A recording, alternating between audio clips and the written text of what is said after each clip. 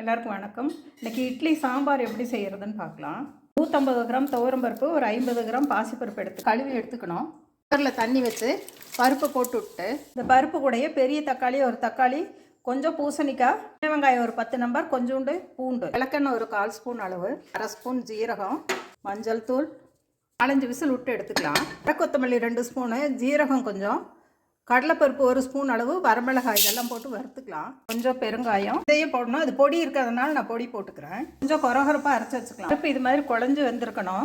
எண்ணெய் ஊற்றி கடுகு ஜீரகம் போட்டுக்கலாம். ஒரு சின்ன கேரட்டு, பீன்ஸ், கொஞ்சம் கருவேப்பிலை, கொஞ்சமாக தண்ணி ஊற்றி காய் வேக விடலாம்.